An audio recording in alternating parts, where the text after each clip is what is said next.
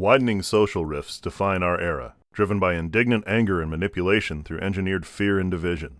To move forward and heal, we need secure men and strong women. But more importantly, we must learn how to listen to each other. As I asked women around me how I could help, I started to understand that the idea I once considered a conclusion was only the beginning. Women want to be heard, but it's not enough yet. So don't just hear us, but hear us when we say that everything that's happening is not enough to treat us as fully valuable, fully worthy human beings, equal in every way to men. A unified answer that branches out into infinite diversity, with one common factor.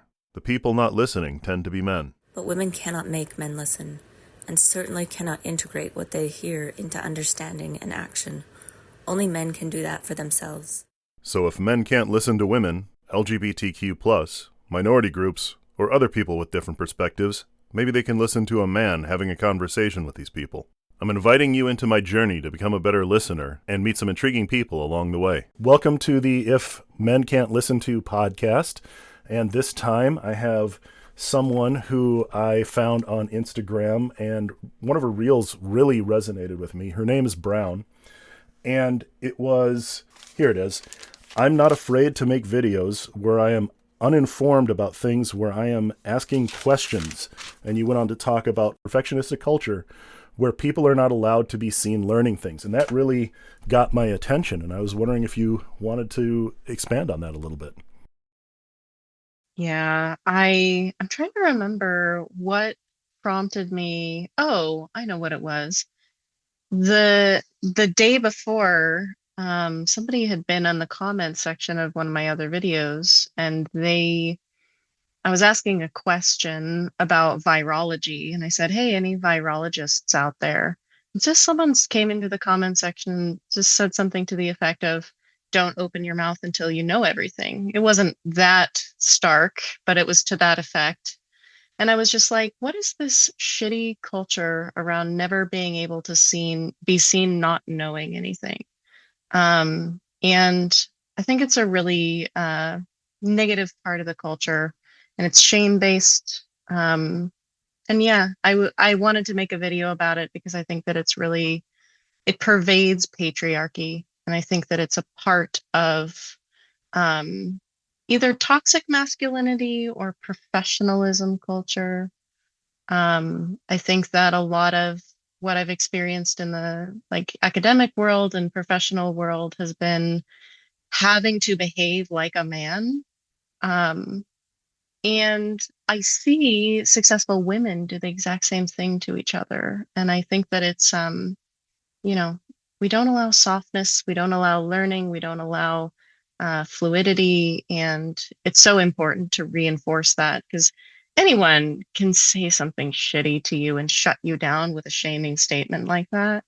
And it can be really hard to be an internet personality and sort of constantly get that message of make sure you're more informed, make sure that you know more than you do. And I think that if I didn't deconstruct that as much as I do, it would be kind of exhausting to be a public figure. Yeah, and I feel like it really is not only dismissive of the person, but it's dismissive of the process, because the most powerful moment in growth is when you realize you don't know something, that you need to grow, that you need to learn something. And I think putting some sort of social stigma on that process is making us collectively worse. Right. Yeah, I don't know where this started. I mean, it's obviously been a part of our culture, to a greater or lesser degree within patriarchy. But I think that we used to be a culture that knew how to learn things, and we're not afraid to learn things. We are more scientific. I've been reading a lot of books from the 1960s and 70s for the book that I'm researching. And it's really fascinating to expose yourself to writing and discourse of the time, because it feels more open, and it feels more less shaming in certain ways. And it almost feels like people shaming you for not knowing things is almost connected to their ignorance. And maybe that makes sense. It's just like people who are not willing to open themselves and learn go around policing other people doing that. Maybe it makes them uncomfortable. I mean, and you say you see it happen with women too, but I think in men, a lot of it is competitive masculinity and this idea of, well, do you think you're better than me? And it's that deep insecurity, that engineered insecurity that we all received. I received it. Every man receives it. In the same way that women, pardon me if I'm going to go off on a tangent here. The same way women are bombarded with body negativity and all these ideas about what they're supposed to be when they're growing up through like magazines and toys and everything. Men, from the time we're boys, are bombarded with this idea of chasing this competitiveness. We'll never achieve it. And that's kind of the point. It keeps us malleable. It keeps us constantly at each other's throats. And it keeps us compliant to the needs of, in this case, capitalism.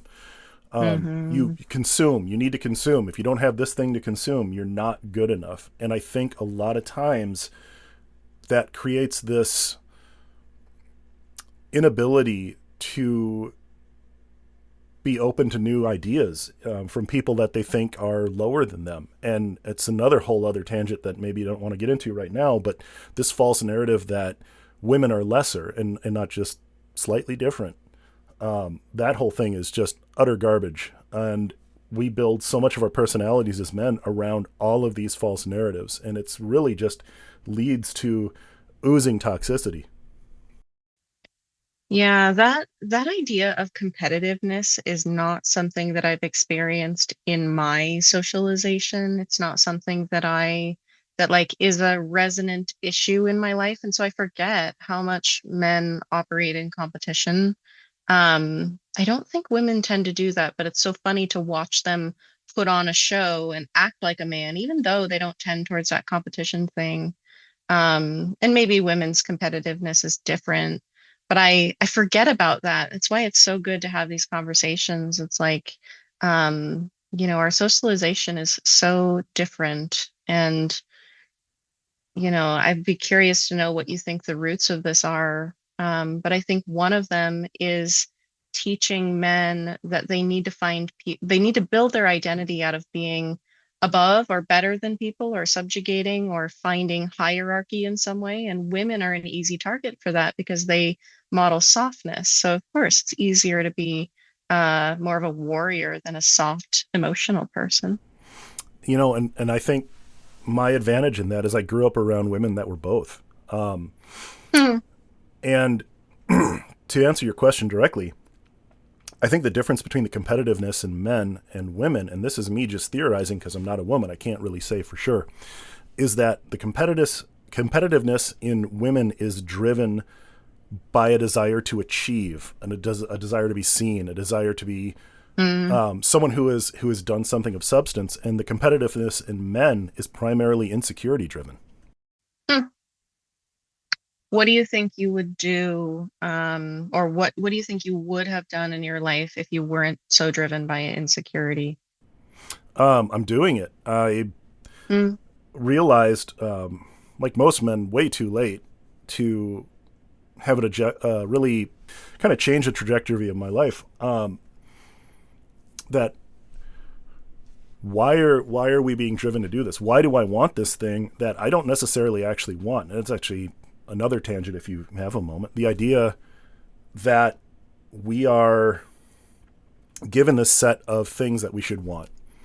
And to a point, we're just so bombarded with what we should want, we never allow ourselves to explore what we do want.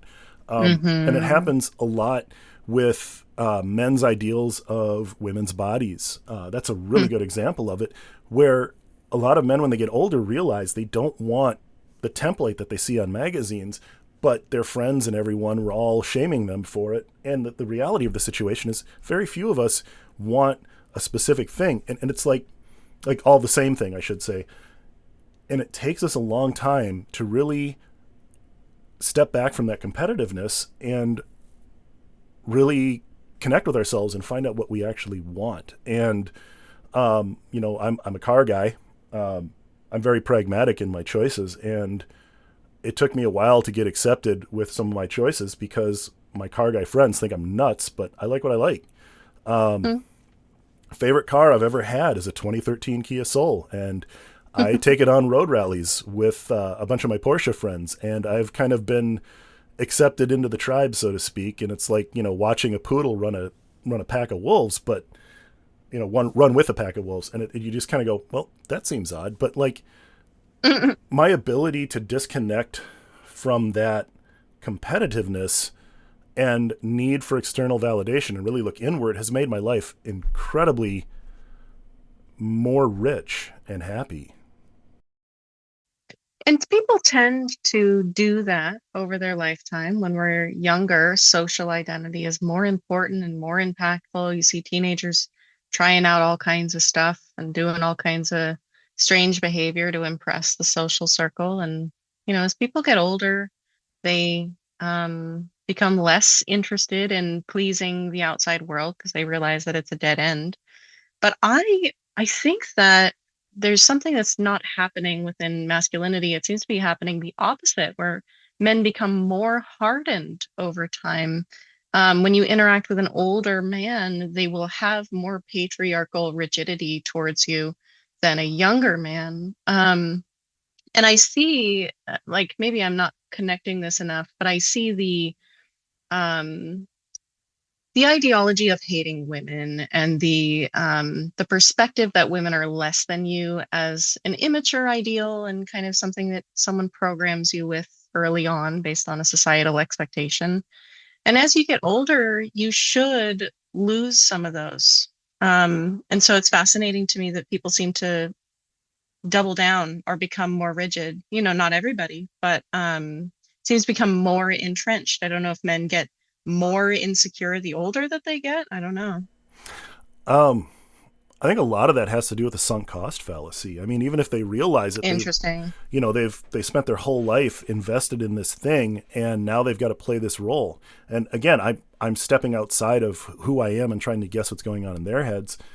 But I think a lot of it, even this dive into radical hate-driven ideology lately, it's all sunken cost. Well, I've come along this far, and I'm going to look foolish if I get out. To the point where something needs to catastrophically happen to these people for them to get that shove and realize they need to walk away from a bad investment.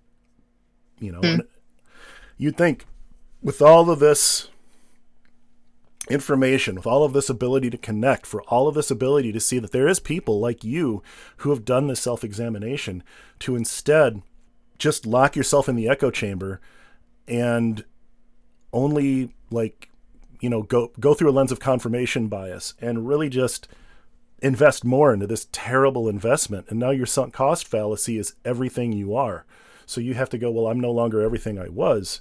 And it's ridiculous. I mean, the older generations, I feel like they were able to a point, because of their isolation within their family and smaller social groups, I feel like they were a bit more malleable to change their minds based on what personally connects with them. But now nothing personally connects with a lot of people. And that's, I think, one of the things I'm trying to work on with this project is to reconnect people, to humanize people.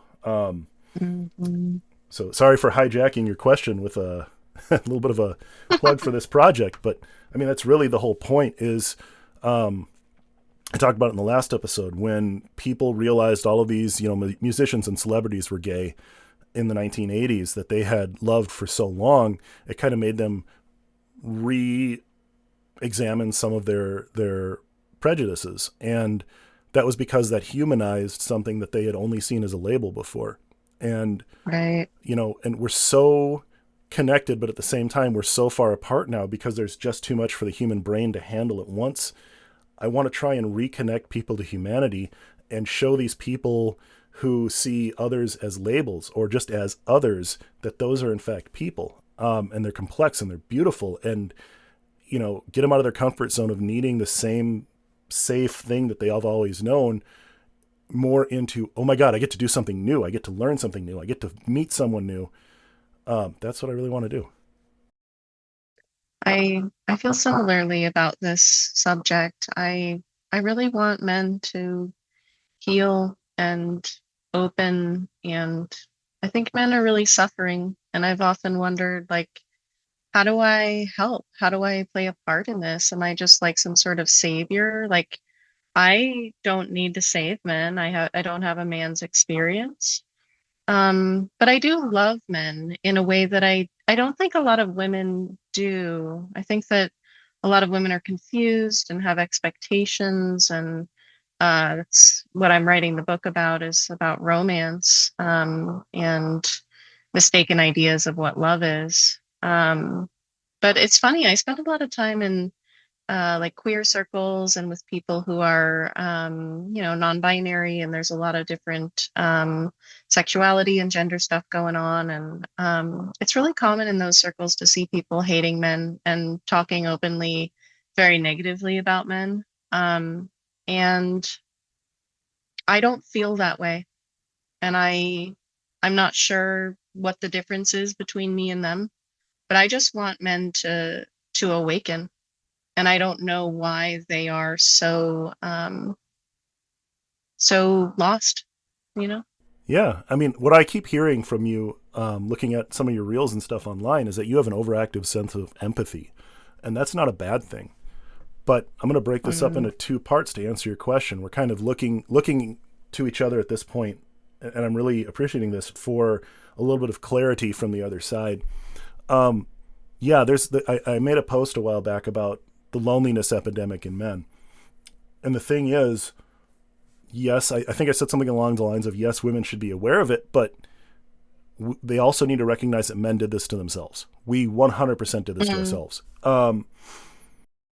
There's actually a reel I'm probably going to make at some point, but I keep getting lazy and not doing it, where it's equating getting food poisoning, and how often would you go back to a restaurant that gave you food poisoning, and really equating that to the 4B movement. Like, men really did this to ourselves by forgetting how to be human. Well, I think men are taught to be narcissistic because we turn towards little boys and we say, you're not allowed to be emotional. You got to shut that shit down. You got to be a big boy. You got to be unemotional. And so what happens when you get that messaging is you turn away from yourself.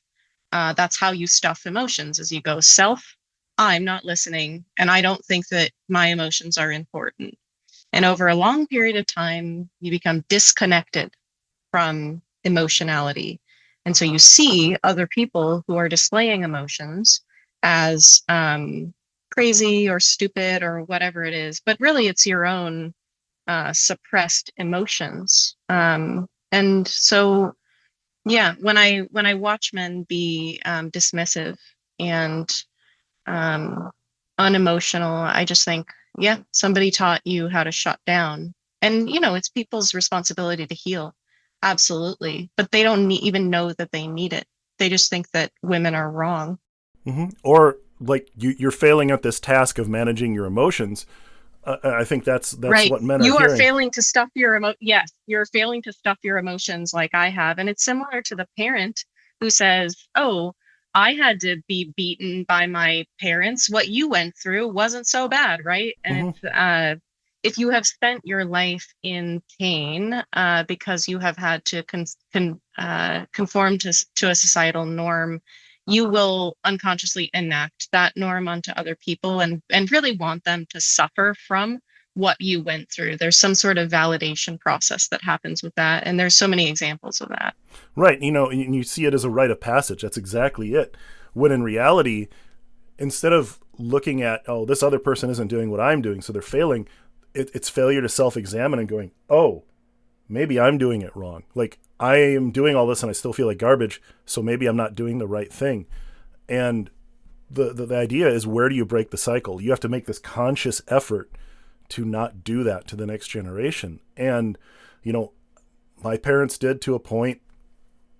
I'm doing that with my kids, but it is not something where you can slam the brakes on and have it happen instantly. It's a learning process. Yeah, I think we are getting better slowly. I think that the outward hatred towards women seems worse than it used to. However, we used to introduce it in way more subtle forms. So maybe the overt hatred of women that we see like online is some sort of, we wouldn't have seen it in the 1990s because the message boards weren't that good and we didn't get to see what people were actually thinking. That's the thing, is like anything that anyone says, that lives in the collective consciousness. And I want to see those things. I want to know that they're there, because I know that they need to be confronted and known about and massaged. The worst thing would be uh, to want to force people to not speak what they're actually thinking, because you don't get a chance to question it. You don't get a chance to go, "Hey, man, did you think about this?" And it's tricky in the current climate because there's so many people that we don't want to give validation to. We don't want to give them a platform. And I'm like, man, we need to strike a balance there, because we need to know what people are thinking, especially if they're hating other people, because there's some kind of cognitive dissonance going on whenever you hate someone. There's something going on there. Oh yeah, I mean, like, how many of those people who preach out openly against LGBTQ people, Yep. wind up, you find out there's some scandal where they've like hired a same-sex sex worker, and how much of that hatred is going, well, you're doing the part out loud that I can't do out loud, so I resent you for being able to live the life I want to live. Yes, and it's a very common human tendency. This happens in a lot of different areas. I am fortified against something.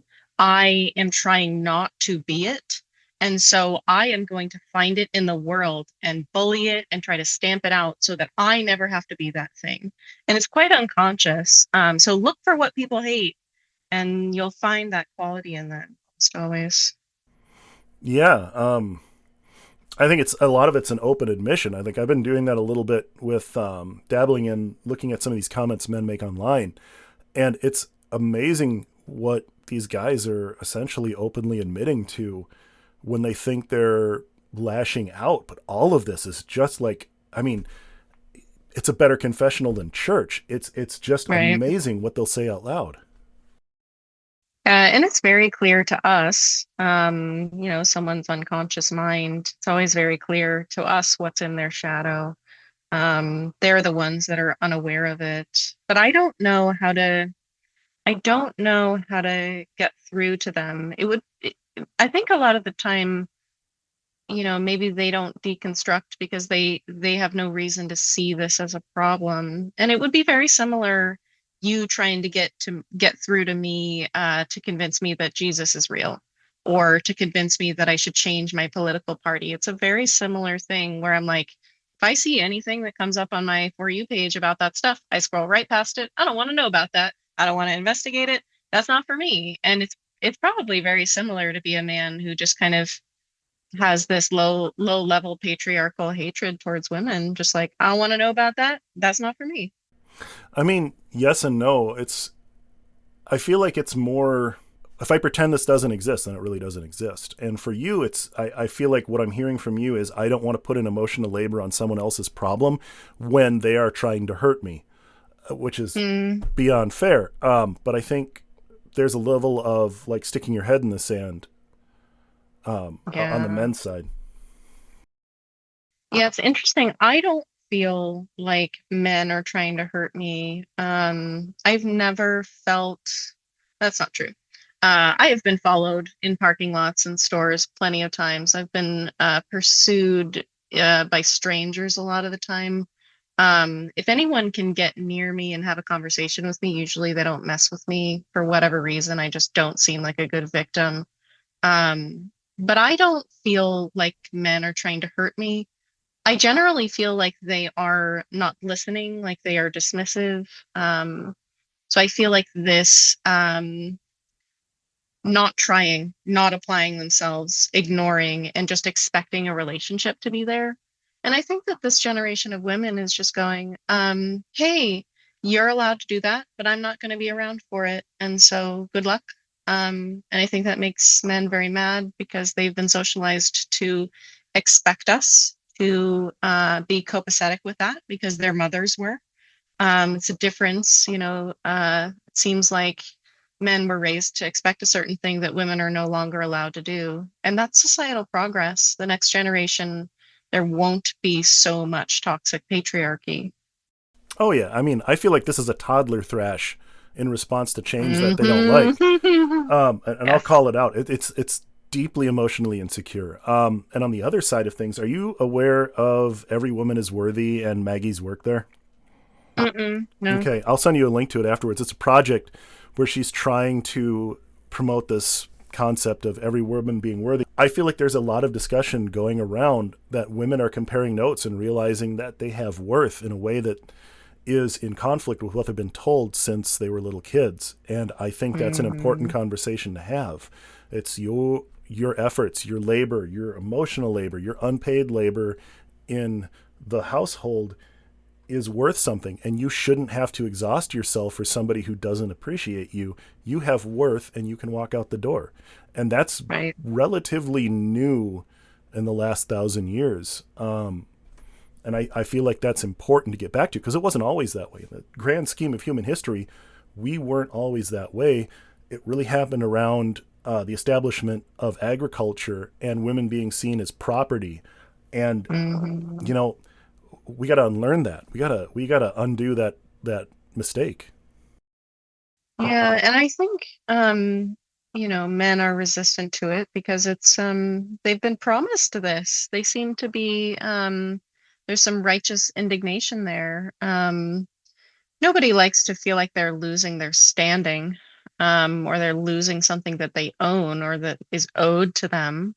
And so I don't know. I think women are kind of standing back and going, none of this was owed to you. You were lied to. And I don't think men want to listen to that. But there are many men that are wonderful. And I don't know. I tend to think that they had really good relationships with the women in their lives. I'm curious what you think is the difference when you find men that are, of the age where they could have a lot of patriarchy in them, but maybe they missed it somehow. I can speak to my direct experiences with that, both with myself and family.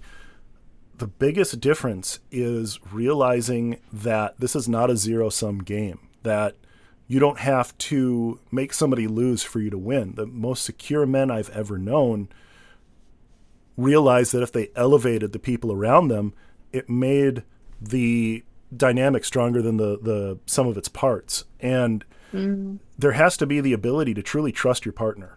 And if you can't, and I feel like that's an inner failing more than anything else. If you can't find someone who you can trust and allow to be imperfect, then you're with the wrong person. And most people look at, I said people, I'm going to call out men specifically. I'll correct myself there. Most men view dating and relationships as a conquest, as something to be achieved, instead of earning the presence of another person and earning an ally, someone you don't have to force to be with you, someone you can just trust to be with you. And they're not with you because you made them do it. They're with you because you're lifting them up in the way that you would want to be lifted up yourself. Right. And I think it's important to just call that out. You're starting with trust and starting with really intimacy. And many men aren't even there. They've never had that. Nobody's ever truly listened to them. And so no wonder it's so foreign to them. But the fact that you would look for a partner that you can trust, that you feel close to, a lot of men don't even choose women that they respect. They choose her for her outward value, her value on the beauty market, some other aspect that they want, but there's no actual respect. And that's a total non-starter for any human relationship. Oh, I'm going to marry someone I don't even really respect. That's a dead marriage in the water from the beginning. Or if it's done for status or position or just external validation, all of that too. It's just find something that makes you happy, whether it's being with someone, whether it's doing something, all of this bigger picture. People don't actually think about what makes them happy. So they resent not being happy. But again, I'm going to call out men for doing this. They did it to themselves. We do this to ourselves because we just cannot self-examine. Hmm. Do you think that you learned that, or do you think that you had it? You already had it. I definitely learned it. And it is from something we're going to, I've noticed on your website and the things that you like at your profile, stuff like that. Autism comes into it. Now, I'm undiagnosed because, and I'm going to backtrack just a hair here. I grew up in a time where people used very unkind words for things and really oversimplified. And my kid called me out on something on the last one for saying mentally disabled. And I should have said intellectually disabled. So pardon me if I use the words wrong here. But I grew up in a time when if you were on the spectrum, they would put you in a advanced class or maybe talk about skipping you a grade and then mercilessly pound you for being stupid and not being able to keep up. If, for instance, like me, I learned different. Like I didn't do notes, homework, any of that, but I knew the material and I would get flawless grades on tests, right? So just to come back into that, I kind of want to use this. It was one of the points I was going to ask you about. Your experience with autism. For me, seeing the world through the lens of being on the spectrum made me always operate on a little bit different frequency from everybody else. And it kept me, even when I was fully accepted into groups, more looking into it as an outside observer. A lot of times I would just be quiet and I would observe and I would listen and I would make notes on this doesn't make any sense logically. Why is this person doing this? And I just kept masking through my teens and into my 20s. Like, I don't want to be different. I don't want to be different. And I started, even before I even would have considered, like I didn't even consider that I might be on the spectrum until my 30s. I look back at this and go, oh, I started to break out of that when I was around 16 years old, but it was a slow process. But anyways, to answer your original question, it was because I was able to be stuck in a different frequency than these people. I was able to observe them, I feel like, in a really objective way. And this is where a lot of that comes in. It's like, why are you guys doing this? This is so pointless and unproductive. Yep. Yeah, I have a lot of friends who are men who are autistic, and I observe either that altruism and being able to approach from a different frequency, or they become very confused and wear the mask really well. It's really interesting. So it's funny. Someone described having autism as seeing that everyone is doing a play and they're like reading lines, and you're like, why are we having a play? And they're like, play your role. Like, why aren't you playing your role? Right. And okay, I guess I'll play my role.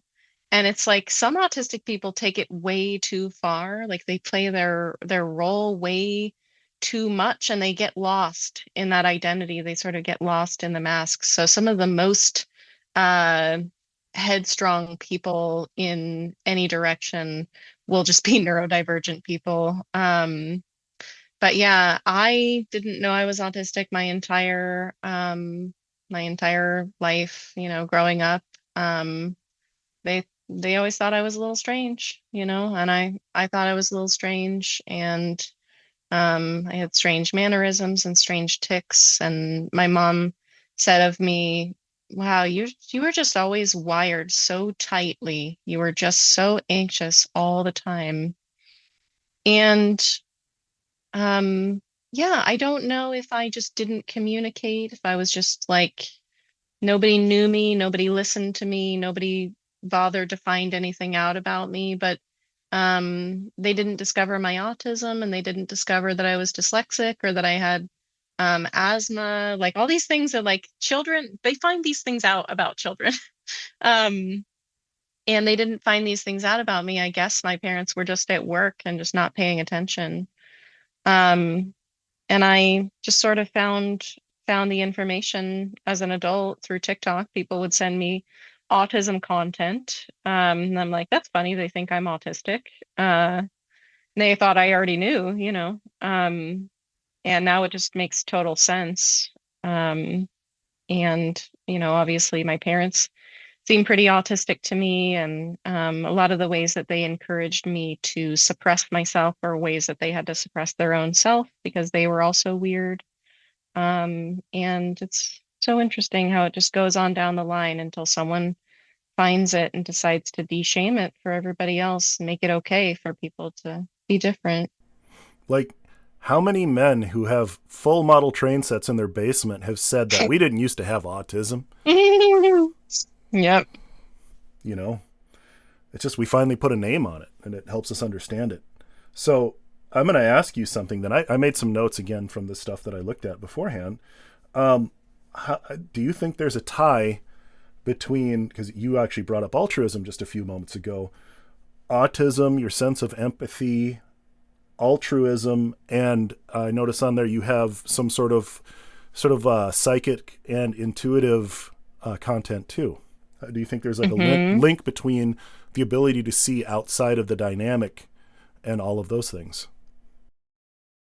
Yeah, I'm sure that it is related. There's a really cool podcast going around that everyone in the autistic community loves called the Telepathy Tapes, and they're discovering that these nonverbal autistic children have these psychic skills, and most of the intuitives that I know have peculiarities, and sometimes in history it's been called eccentric, and then you just spend some time watching videos of those people and you're like, yeah, they're autistic. And I used to make a lot more spiritual content, and I think as I got more confident I started talking about more things that I wanted to talk about. And yeah, it's so funny, the online community gave me the validation that I really needed my entire life. Like, I really needed people to say what you have to say is good and we're listening to you.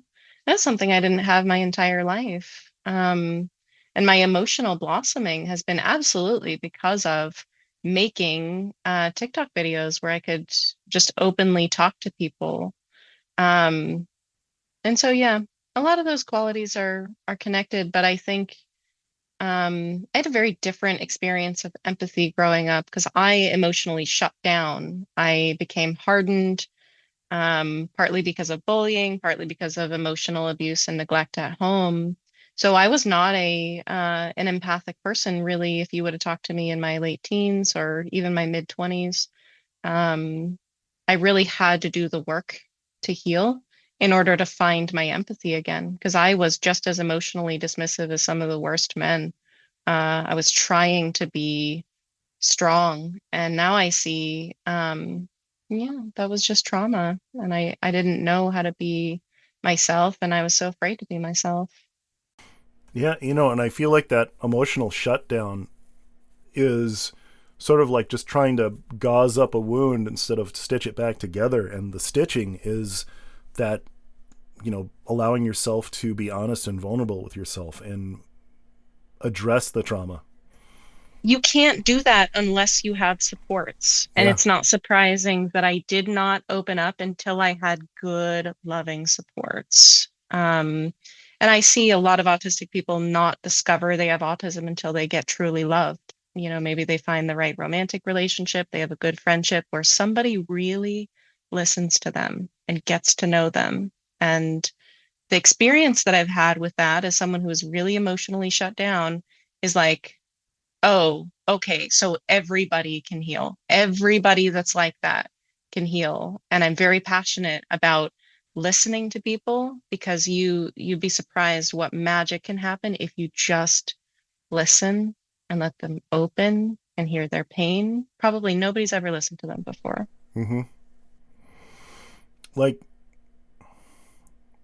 personal experience to personal experience. Do you feel like it was more of like a thaw, or did you need to be convinced? Because I needed to be convinced. My whole life I was like, oh, you need to do just enough for people to put up with you. And if you're not doing that level of work, then they're not going to put up with you. And it was this constant fear of rejection. But Mm. what that didn't do is allow me to accept when people actually accepted me. And I'm just kind of wondering how your experience was. So not having the autism piece was an important missing piece. So once I got the autism piece, it really helped me understand my emotional shutdown and that I probably was a bit different. So I slowly softened. I did not need to be convinced because life absolutely ran me over, dragged me around until I was willing to look at it. And the first way that it did that was addiction. So I have a history of addiction. I used drugs all through my teenage years, and I went to rehab when I was 18. And so when I got clean, when I went to 12-step recovery, that familiarized me with the idea that something was wrong with me, that I wasn't like normal like other people. Oh, I have this addiction piece. So that was like 10 years. I just did recovery for 10 years and I still didn't open. Most people open just with that little piece, but the autism, I think, was enough that people still didn't see me. I still didn't have close people. And I was just like, I guess this is life. And that's what happens to you if you don't know what it's like to not be miserable. So you just think that everybody feels that way. So when I was about 28, I entered into a really abusive relationship. And prior to that, I had done a little bit of work, and that little bit of emotional work I did made me make different choices. And it represented a progression for me, but the progression was unfortunately very negative. So it was moving forward because I had emotionally opened, but I didn't know a lot. So anyway, I chose a very controlling, abusive man, and that brought me to the edge. That brought me to the place where I became willing to really, really look at my emotional healing in a way that I hadn't previously. And yeah, there's so many things that experience gave to me because it taught me that I can never be destroyed. Like literally everything that I think is important can be taken from me, and I will still be here. I will still be okay. And so, in a lot of ways, I feel invincible because I've been through that transformation process. Um, and after dating that man, because I'm attracted to narcissism, my friend Sarah would always tell me, "You are attracted to narcissistic people." Um, After that man, I was never again attracted to someone who wanted to boss me around, who wanted to tell me that I was less than. And that goes back to the pattern that I had with my father, which was my father was very lukewarm to me. And I always had to impress him or convince him that I was good. And so I played that pattern out with men. I needed to convince them that I was good. And all the while, they were just using me. Yeah, I mean, we seek validation where we get it, and all of that's entirely, understandable in the moment. And it sounds like it was really a catalyst for you. And I want to ask Yeah. you about something in that through that particular lens. One of the things that I've seen a few times repeated, a theme that I've seen repeated, is the idea of getting out of survivalism. And did that experience equip you then to examine that and really help you help other people? Survival mode came after that. It kind of coincided because I was also working at a job that was completely unsustainable. And I only worked at that job because it made me feel important in the world. I look back now, I'm like, oh, that made me feel like I had an identity. So instead of having a real identity, I was like, I'm gonna be a girl boss. So that's what I was doing. And it gave me a lot of purpose, but I totally hated doing the work and I was totally exhausted. And yeah, you'll know, as like being an autistic person, your brain has to constantly compensate for the way the world is. So we are wasting energy all the time that no one sees because we're just like, oh, well, this is different than the way that my brain works. So like, even to interact with a computer, I probably am wasting, 115% of the energy that 100% would be for a neurotypical person. So I think we get burned out very easily. And we tend to get burned out around the age of 30 or maybe our mid 30s. And so that burnout made it so that I could not any longer be in survival mode and make that work. And so I had to kind of tear everything back to the studs. And now I see what you're supposed to do is build it slowly from alignment. You have to make sure that every little brick that you put is aligned. That way you don't end up with a brick wall by the time you've built everything, built a career or whatever, and it's totally unsustainable for you. But it's really hard to tell people who've already built the wall. And that's when people come to me, they're usually like, hi, I've been in a marriage for 15 years that doesn't work for me. And I have children, and I have all these things. And almost always the answer is just, hey, you got to drop all the balls that you've been juggling and believe that you are going to be okay. I can tell you, you are going to be okay. At the end of the day, life will force you to stop. Even if you want to continue, life will make you change. Yep. And I think, you're hitting on that, what we talked about earlier, the sunk cost fallacy.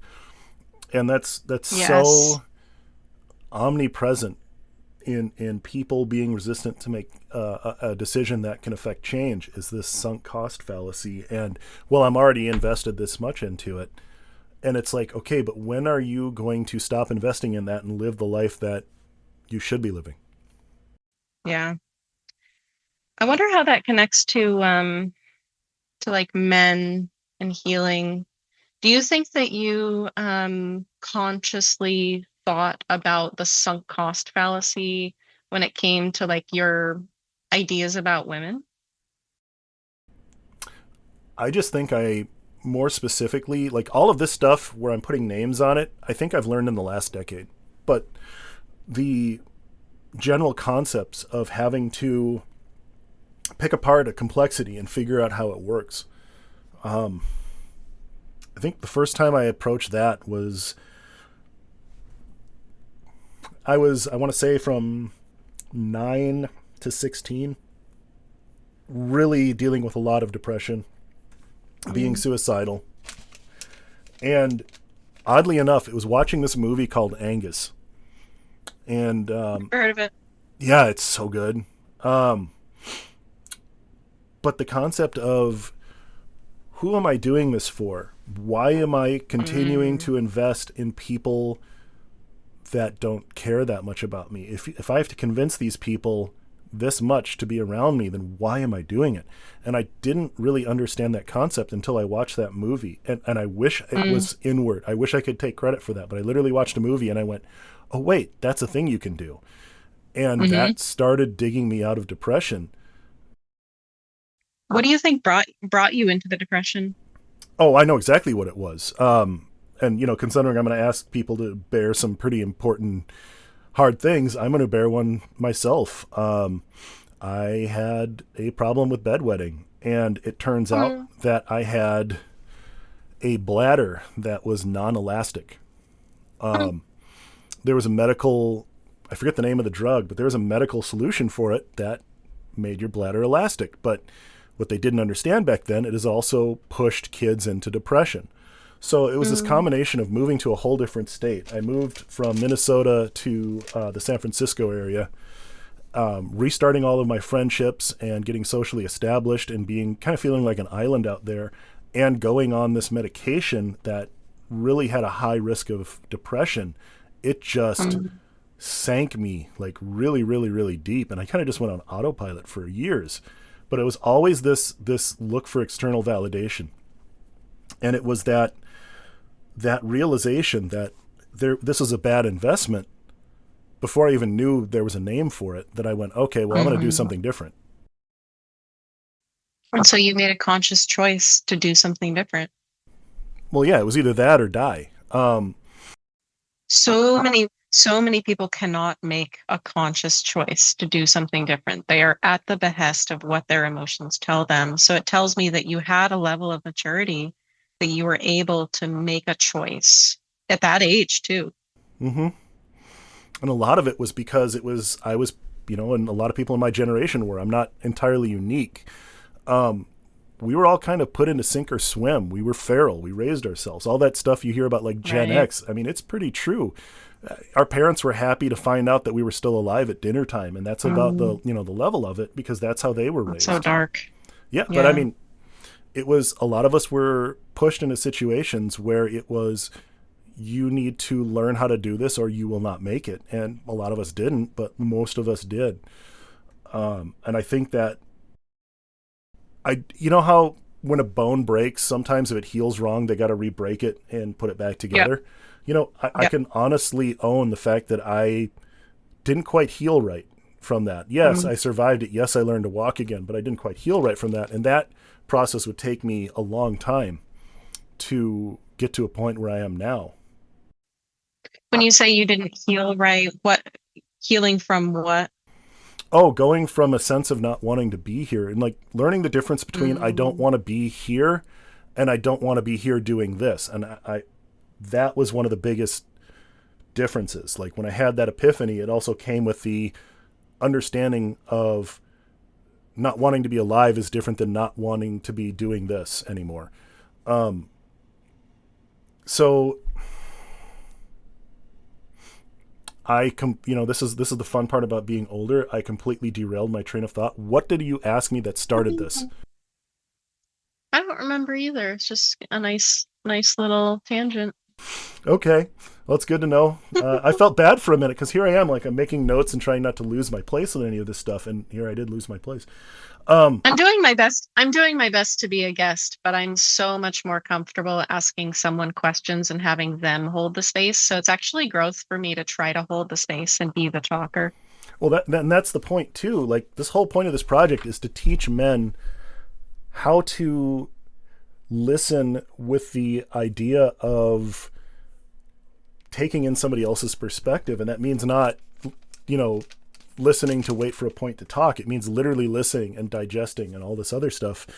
And that means also not making it about us and that kind of stuff. But it's kind of in that almost a constitution that I made for myself when I first started this project. It's like a pinned post on my Instagram of that. If you want to ask me questions or you want to have me talk, I think Turnabout's fair play. Mm-hmm. Yeah, I like that. But I'm just trying to remember what you asked me about, like the emotional, I think it was emotional maturity or something like that. Oh, yeah. I said you made a conscious choice. Yes. And that tells me that you had that maturity. Yes. But again, I think it was, you asked me about healing wrong. There we go.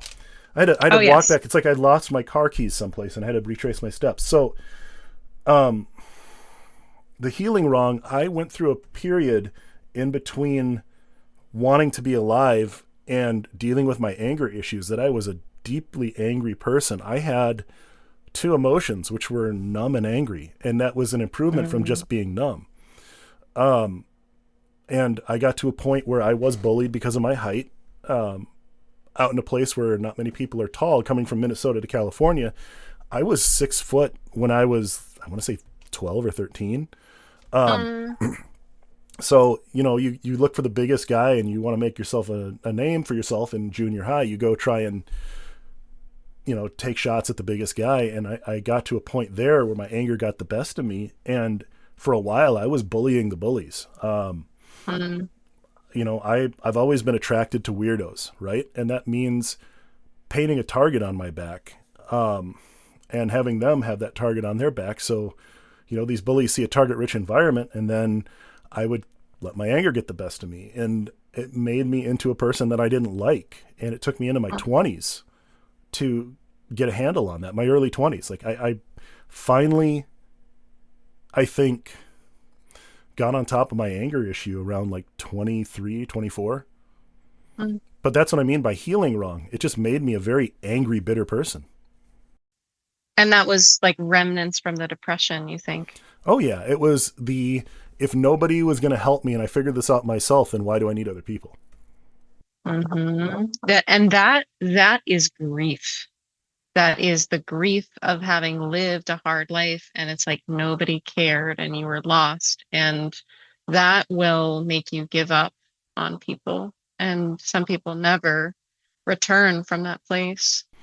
I mean, to this day, it affects my ability to trust people. And every time like this has gotten easier, but there's still, every time I trust a new person, there's always that suspicion in the back of my mind until proven otherwise. And before, it was definitely a hindrance, and now it's just sort of background noise, but it's still there.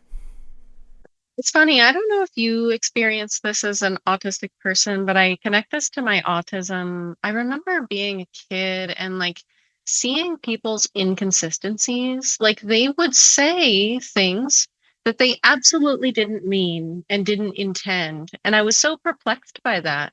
And I just learned after a while that humans say things that they don't mean.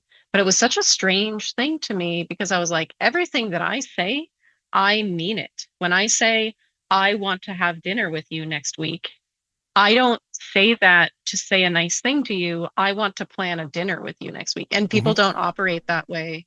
And I think that that made me distrusting of people because I didn't understand how to operate that way. I still don't operate that way. Hmm. I think there's that mistrust too. Like, okay, well, what's your angle? Why do you want to do this? Um, and that's pervasive even now. But again, I think I've gotten to the point where I've what do they call it? Like exposure therapy or something like that, where you just dive into the thing that makes you scared, and eventually Hmm. you realize it's not really all that scary. I kind of did that with having to trust people are not always out to get me, or that they're not Hmm. seeking some ulterior motive. Um, it's practice and fake it until you make it. But I think that's part of the not healing, right?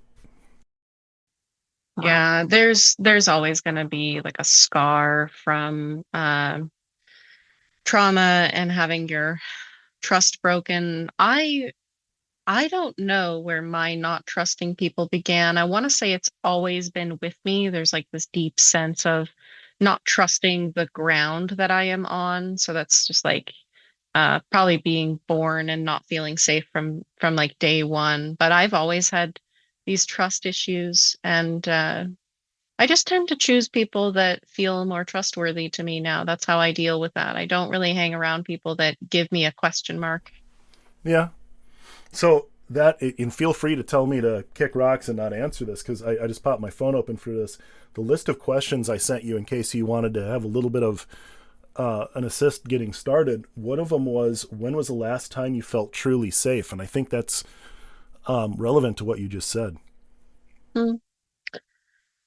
I feel safe um, when my boyfriend is holding me, when we're co-regulating.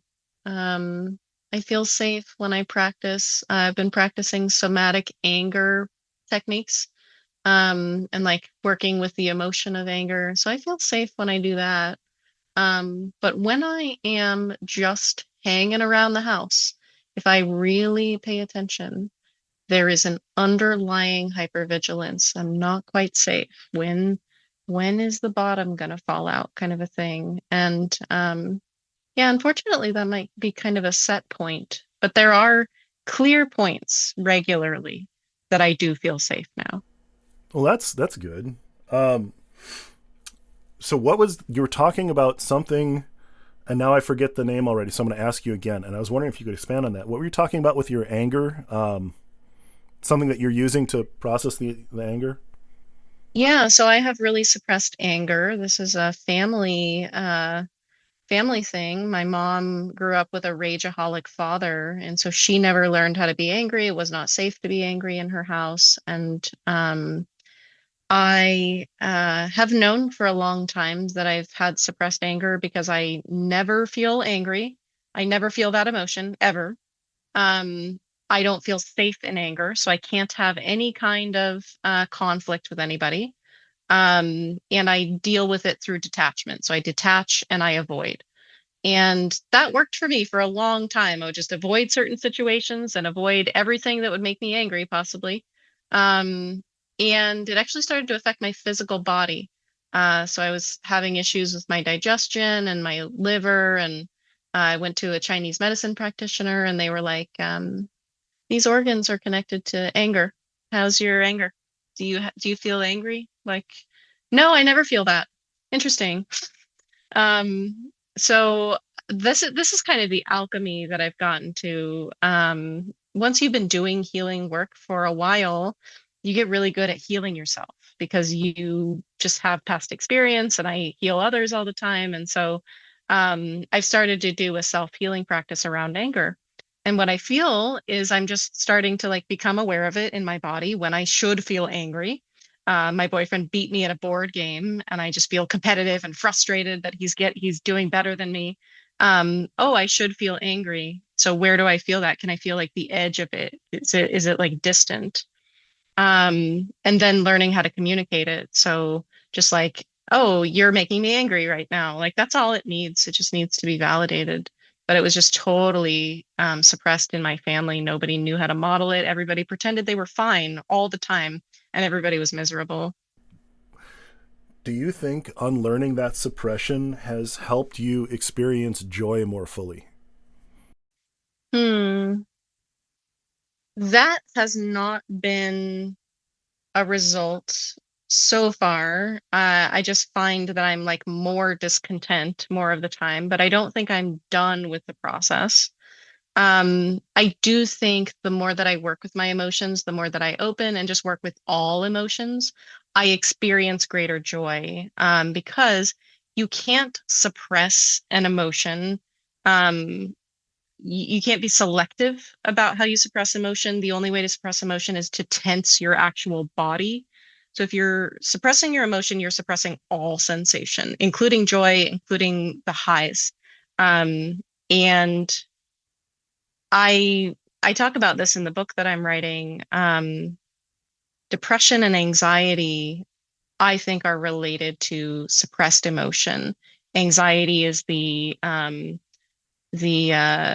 stimulated, not the, that's not the word. The high energy suppressed emotion, and depression is the low energy suppressed emotion. Activated, that's the word I was looking for.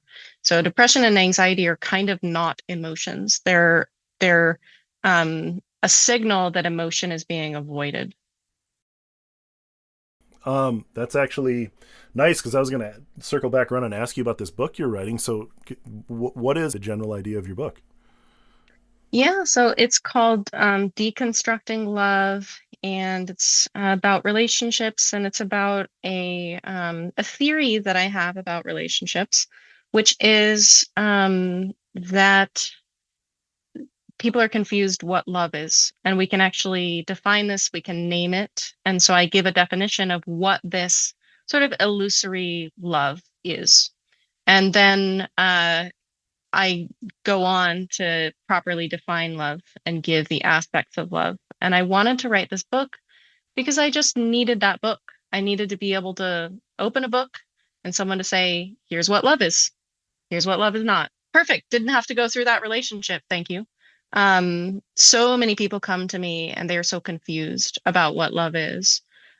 So that's the crux of the book. It's like, here's an autistic view of like social dynamics and love. And then the second half is a healing workbook, and I do it through the developmental stages. So when you're an infant, the developmental stage is safety and nurturing. The next developmental stage is your five senses and your emotions. And I talk about what can block those areas.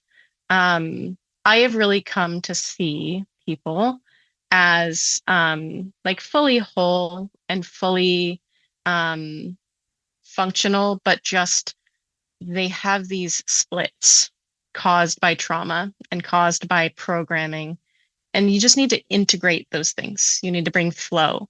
You need to bring in love, and just sort of like it's like a massaging process. And so that's what the book is about. It's a deep process of healing from the sort of like the way that I get you into the book is talking about love. But at the end, then I just give you all the healing from it can apply to anything really. I mean, it sounds like that's going to help a lot of people too, because I know a lot of neurodivergent people, not just autism, a lot of neurodivergent people are looking for sort of like a instruction manual, and a lot of this stuff dives so far into an opinion it doesn't like get to the do this, this, and this. And it sounds like you're like the second half of that book provides that missing component. So this is going to, I think, help a lot of people. Yeah, I hope so. I hope that it is useful to people. People come to me all the time for answers, and I just wanted to have something written down where I'm like, here's all the answers I have. Here's everything that I know how to do. And so it's been quite an extensive book. It's quite long, but it needed to be complete, and I needed to be able to give something that I could stand behind. Yeah. I mean, this might actually go into another one of these questions that I had written up for you. What achievement are you most proud of? Oh yeah, I read that. I read that question and I was like, so I think that having an achievement of writing a book would be high on the list, but I haven't achieved that. So I think that I would say my 14 years of sobriety. I've been clean and sober since I was 18. Congratulations. I know that's not hard to do. Thank you. Or not easy to do. Not easy. Yes. It's not easy. And, you know, I've come from a family of people who have struggled with various substances. And, you know, I made the decision early on not to do it because I know myself. I could very easily get stuck in that same spot. But it was watching all of these people who, in my family, who really were chained to it. And I know it's not easy to get out of. It's not easy to do it. And it's like a day by day thing. And a lot of people kind of look at me weird because I don't drink, but I look at it and I admire people like you who had to escape it because I think people are very dismissive of the accomplishment that is. Yeah, it's funny. I watched my mom be chained to smoking and have a miserable time trying to quit smoking. And for some reason, I learned that lesson. I never started smoking, but I just never, it didn't get to me with the drugs. It's like strange that I didn't make that connection. But again, there's that thoughtfulness in you where you're like, I see things and I'm going to make a conscious decision. Like that's a huge deal. And it's, you know, doing so without any real outside validation of it, because a lot of people just be like, oh, well, I guess you did that wrong thing and now you're just normal, so that kind of brings you back up to zero. But it's like they don't respect the journey that takes. And that was actually one of the things that, you know, we were talking about earlier, even before we recorded the podcast, was the intellectual, I have a note here, intellectual dismissiveness that comes up with men. But I think that's kind of similar. You know, it's like at least a cousin of that statement. Where people, because they don't understand it or they haven't lived it, they don't appreciate the work that goes into something like that. Yeah, I don't think that people understand addiction as a solution. Like I think it seems easier to them. It's like, okay, think of something in your life that makes everything work, money or something. Okay, now you can't have that thing. You're like, I can't live, right? It's the same feeling when you're addicted to a substance. And there are so many autistic people who become addicts and alcoholics for the same reason.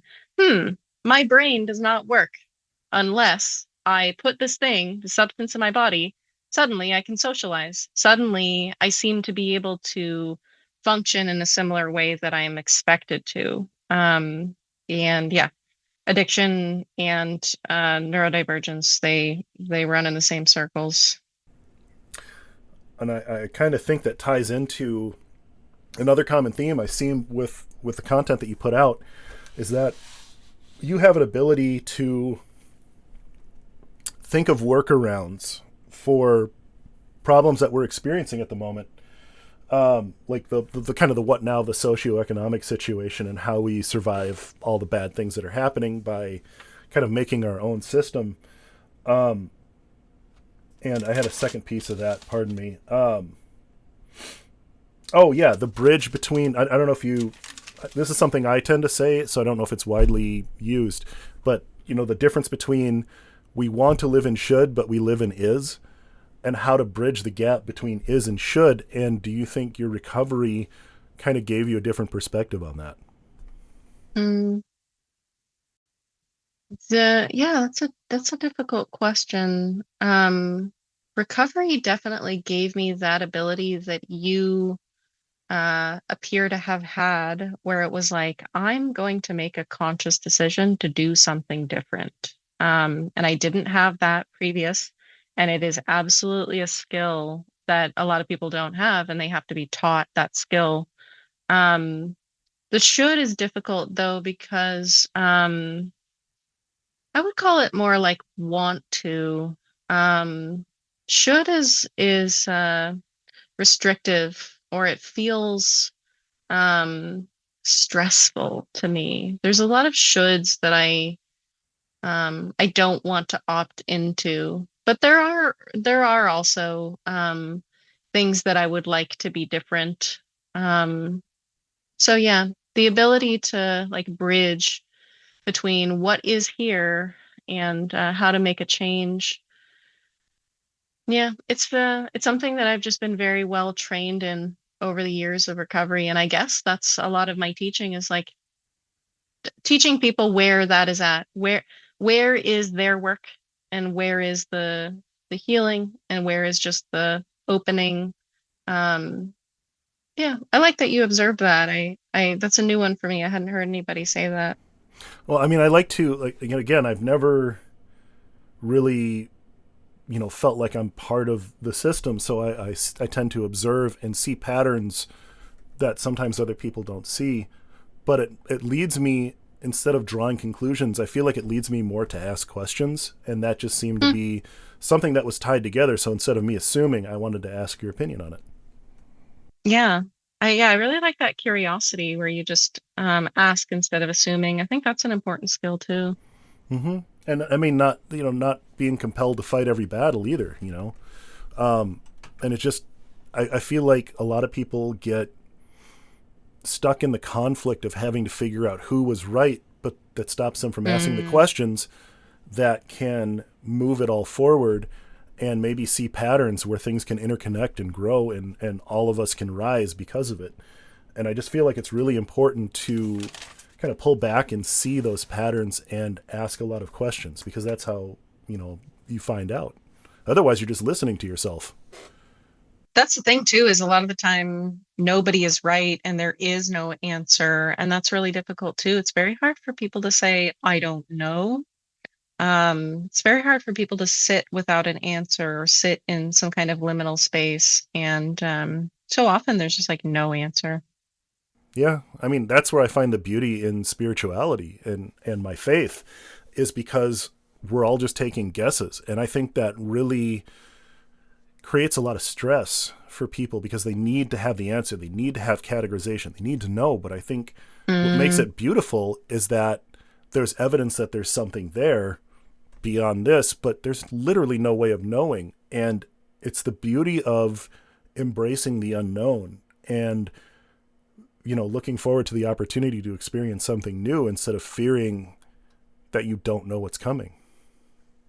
yeah, I think that so many people are missing a personal mythology. Not only are people missing identity, but they are missing sort of like an origin story for themselves. And that's something that religion gave to people. And you now, if you're not in a religion, like where do you get that stuff? You have to go on a journey.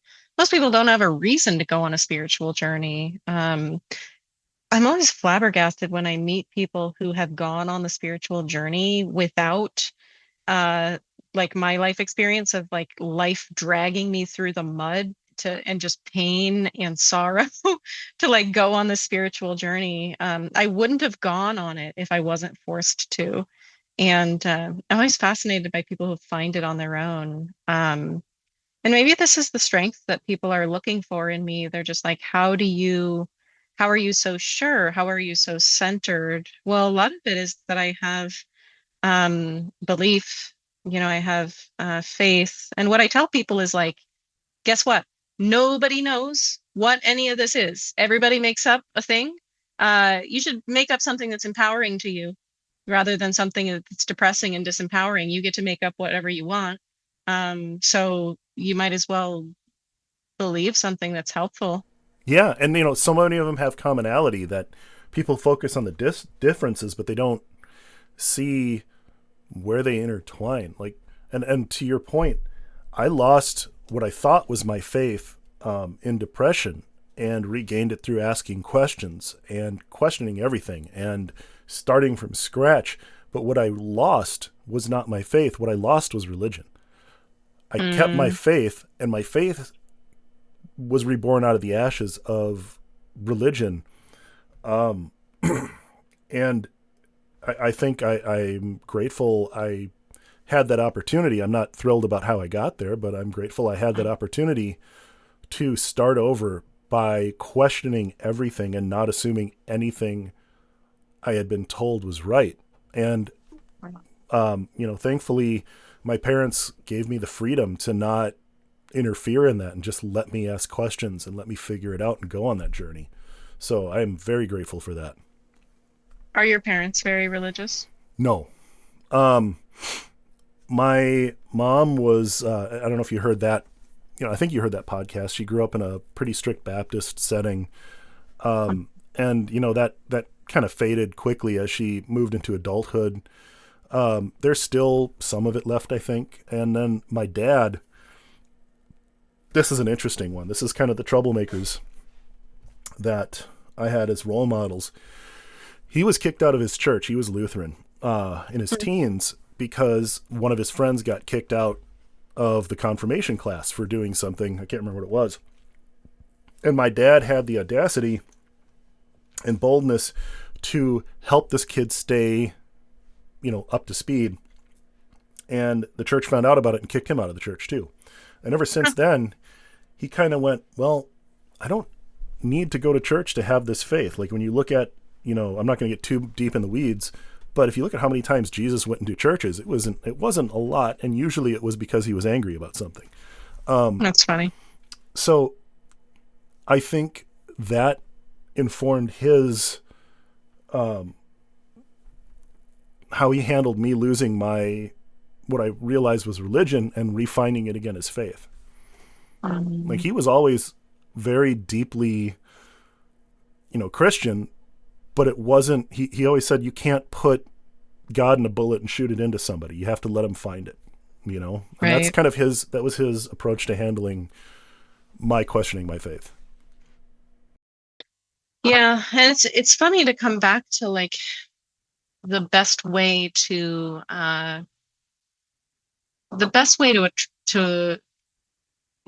allow someone into something new is to attract them to it rather than to force it on them. And I think I've often wondered, like, how do we attract men to being interested in like deconstructing this? How do we have a compassionate experience? How do we listen to them? Because there's harping on them and isolating from them and refusing to be in relationship from them. Relationship with them can only create more duality and more hate and more fortification against each other. So eventually there's going to have to be a softening and a listening to each other. And yeah, I don't know how to precipitate that. I know that the hatred of women has to do with the amount of pain that men are in, self-inflicted or not. It is always related to deep pain, depression. A lot of these guys are suicidal, they're isolated. And so it's like, how do we make them become interested in like having human relationships and opening? That's all we're asking for. It's like, just soften, have a listening experience, stop dismissing me. Yeah. I mean, one of the things that, you might not be surprised, but I definitely was, that I've given this advice to so many people I know that have had problems with relationships and, or finding relationships, where it's start by writing sex off the table. Like, just take it off the table. It's not happening. Have a conversation in the way you would with one of your guy friends. And, definitely put it through a little bit of a different filter, maybe knock down the fart jokes a little bit. But like, if you have a conversation with someone and get to know them, and it's not like a goal oriented thing. You're essentially putting a high pressure sales tactic on someone who gets Right. that all the time and doesn't really want it. But all of this comes to like they're deeply surprised about this. Like never crossed their mind to just you can win the game by not playing the game because it's Yeah. not a game. And there's this gamification of it, this conquest, all this other stuff, and it's works so hard against you succeeding and finding someone that's important to you that you feel makes you happy, like all of that, because you're essentially self-selecting yourself out. Do you think that men are only doing this gamification side? Do you think women are participating in it somehow or reinforcing it somehow? Is there something we could do differently to be like, hey man, can you just like be a person with me? Well, I think that's a complex answer because there's no default mindset for women. I think one of the big mistakes Yeah. men make is that going, oh, well, women are like this. And then they say, well, I can't figure out women. It's like, well, because you never got to, you don't realize that they're all different. And you need to get to learn to like get to know them and learn who they are. And then you can understand how that dynamic's going to be. And we just don't want to put in the work. It's so funny. There's a polyamory Facebook group where people like post their questions about polyamory. And the other day, a man who apparently been married for a long time to the same woman was like dating other people. And he posted this question of just like, I'm unfamiliar with the culture now around like, am I supposed to pay for someone's coffee or like their dinner? Or do you women, do you want that? What is the standard?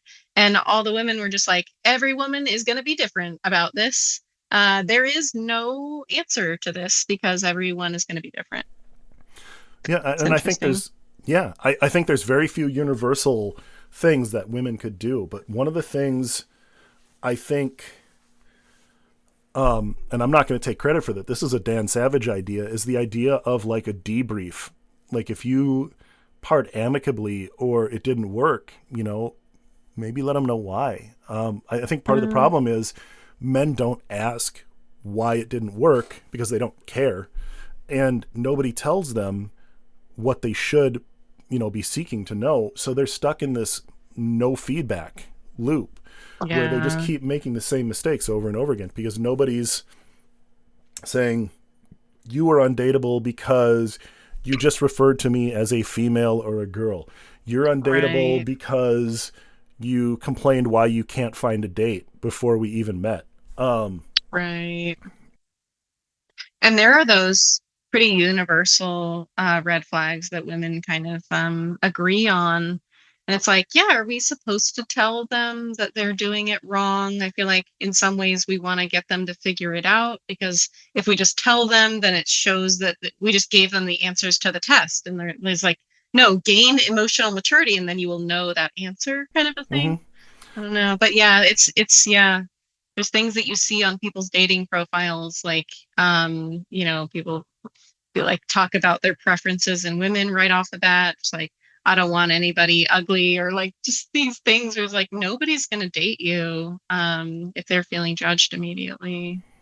Oh yeah, I mean, like a lot of times you'll see these pictures of these guys, and you can smell the picture, and it's like, oh, what are you bringing to the table?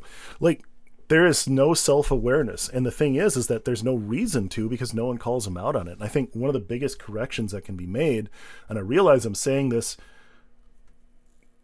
and it's not realistic because women have this constant fear, rightfully so, of some sort of either physical or sexual violence from a man who gets turned down. But I think that, in fact, women are too soft about this. They're not direct about it. It's like, I really am not.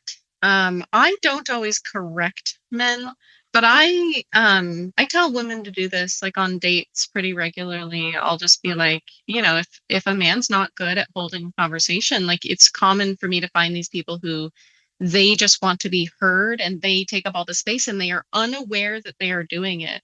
And so what I'll say is just like, um, I wondered if you would ask me some questions about me just very simply, it's not a rejection. It's just a very direct, like, hi, can we do something a little bit differently here?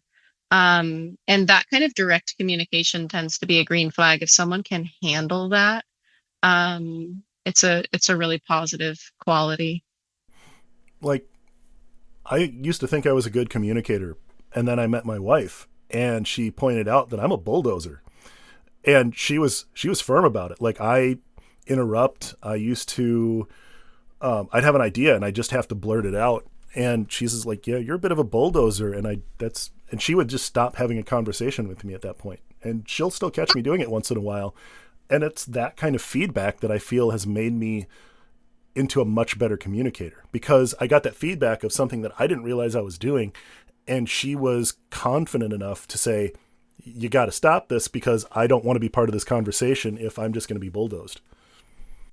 Yeah, and that is a thing that I have a lot to say about autism too, is that is a common thing to see with autism because we have trouble with transitions. So we don't tend to like transitioning in a conversation. We tend to take up all the space, and then we expect that the other person will just chime in when they're ready. And I am critical of autistic people that we can't learn how to have a reciprocal conversation. It's okay to understand that we might bulldoze sometimes, but I think that we can learn conversational skills. And it, like, there's autistic people who kind of protect themselves around, this is just how I am. And I'm kind of like, but there are some things that we can do to like have good relationships with people that are not hurting us, you know? Like in the diagnostic criteria for ADHD, I got diagnosed for ADHD this year or last year. My doctor was going over it and he was like, "Do you bulldoze over people in conversations or something like that?" And I was like, interesting. I think that probably boys do that and girls don't, because boys are allowed to do that and nobody corrects them. And if a girl does that, she is corrected, bullied, made fun of. There's all these like guardrails for the way that girls behave. And so boys are allowed to be more antisocial. They behave in more antisocial ways, and it's just allowed. Yeah, and I've learned to cognitively reframe this stuff. Like, I had a real problem with my kids with that, and it would lead to a lot of elevated voices all around. But once I finally got to the point where I could put a name on it, I just tell them, I can't duplex talk like you guys do. That actually enabled us to have a conversation that how to compromise and make it work. And now there's a lot less friction. And I think that's something that people kind of miss too with autism. I think it gives you an idea or an ability to be more pragmatic a lot of the times and not take a sense of emotional pride and preciousness in yourself, in a way that allows you to change, because we got so used to doing it masking. This is just second nature to us. We just got to change the mask a little bit. Okay. And we're going to readjust. Yep. But I think at that same thing, like if we were really honest with ourselves about just being pragmatic, this is going to make a positive change, and then negotiate that out, I think it would be fine, because everybody communicates different. Yeah, everybody communicates differently. I'm realizing that my communication style is not wrong, but it can be a strength. I've always had difficulty with how direct I am, and like people will like give me strange looks sometimes, and I'm like, "Oh, was it too much?" Like I've always been this way. And as I get older, I'm like, "Oh, this is a positive." Like especially like in business and stuff, people just like saw me as a savant. They're like, "Oh, she must be really smart because listen to how she talks. It's weird." So funny because in every other business setting and stuff, like in school, it was a negative. People thought I was weird. People didn't listen to me. But like when I was a consultant, people listened to me more. So funny. It's because people respect confidence far more than they do knowledge. Hmm. So the way I speak comes off as confident. Yeah, and it's very confident, calm, and unshaken. And I would say, in my opinion, never lose that directness. I would try and like work towards a world where that is more acceptable with women, because as men, we're not great at taking hints. We are not great at taking hints at all. And one of the things men need to get over is getting their feelings hurt when women give a direct answer, because literally that's what we need. We need a direct answer, but we're so paper thin fragile with our emotions that if we get a direct answer, a lot of men wind up getting their feelings hurt over it. And that's a self-inflicted wound right there. Right. Yeah, I find men that are okay with certain direct communication and like corrections, and some that aren't. I actually made a video. I don't know if you saw it. It was an older video, but it was about me correcting one of the guys that worked in the kitchen when I worked at the coffee shop, and he was from Mexico and he was socialized different, and I could go back to him like, hey, you wrap the burritos in a way that we don't like. You should do it like this. And this man is like, 45. He's older than me, and he's in charge of the burritos. I'm not in charge of them, but I could speak to him that way and he would be receptive to it. There's very few men that I could find that would be receptive to that. Yeah, and there needs to be more of them, because honestly, that's what's going to help us. Is we don't know what to do. We're terrible at taking hints, and we won't ask anybody. So no wonder we are completely inept socially a lot of the times. And again, I'll sound like a broken record. It's a self-inflicted wound. And it's like, whose job is it to help you not be socially inept? Like you're not a baby anymore. Your mom is not here to help. Nobody. It would actually, I think, be patronizing to try to be the parent or behave as someone who needed to change them or teach them. So yeah, they have to be open to the change, and so many men aren't. Oh yeah, and we're societally conditioned to like mock men who are emotionally connected to themselves, and it's just this self-fueling cycle. It's all self-inflicted. It's because we won't. And I say this as a generalization. I realize I'm not speaking for all men. Most of us won't hit this point of introspection until we're very old, and it's usually because something has gone terribly wrong.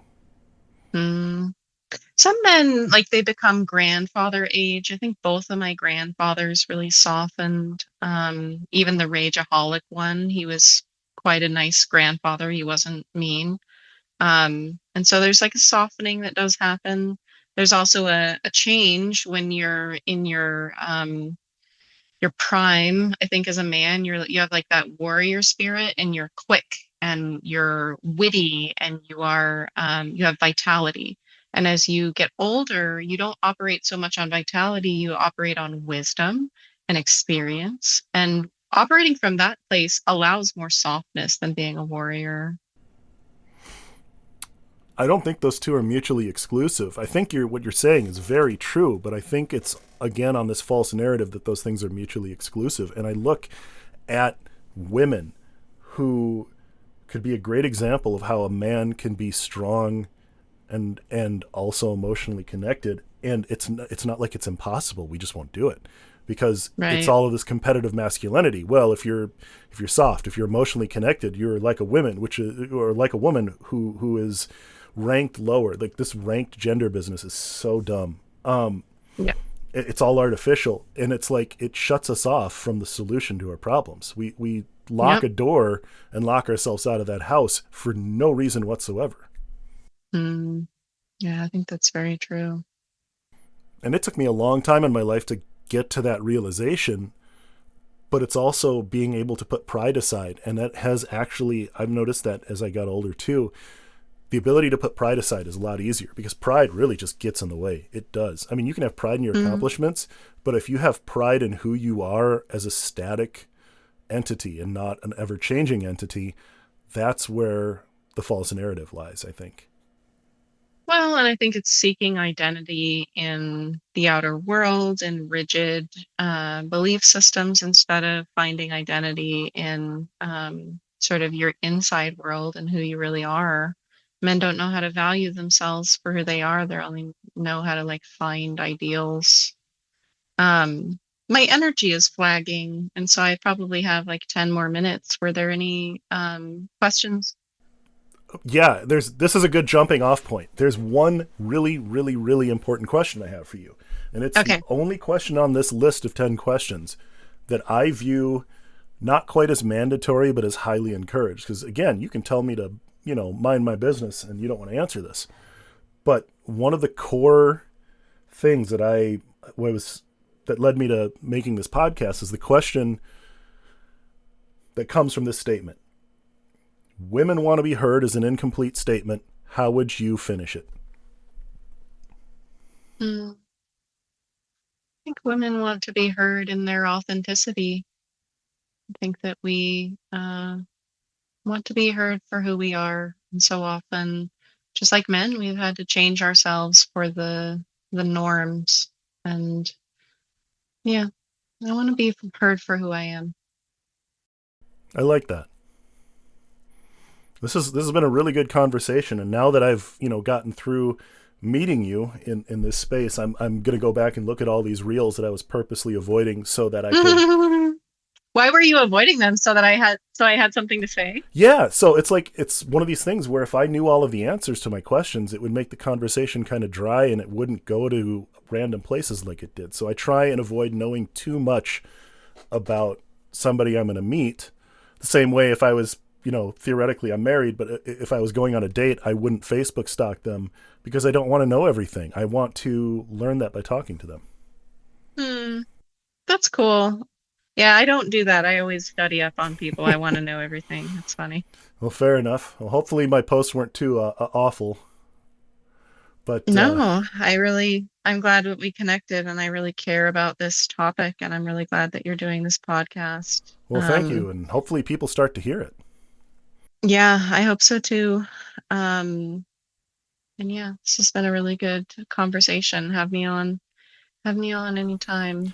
I might take you up on that, especially with your ability to jump onto these very topical things, or that's not the word I'm looking for, but current events, stuff like that. You seem to have this knack for deconstruction and analysis that is kind of resonates. Even if I don't agree with everything you're saying, a lot of it resonates with me, and I think it's good conversation starters. I mean, you don't put out statements as much as you put out things that make people think, and that's something that drew me towards your content online. Thank you. I appreciate that. You're welcome. Well, that's I suppose that's the end, and I really want to thank you for coming on. Yeah, thank you for having me.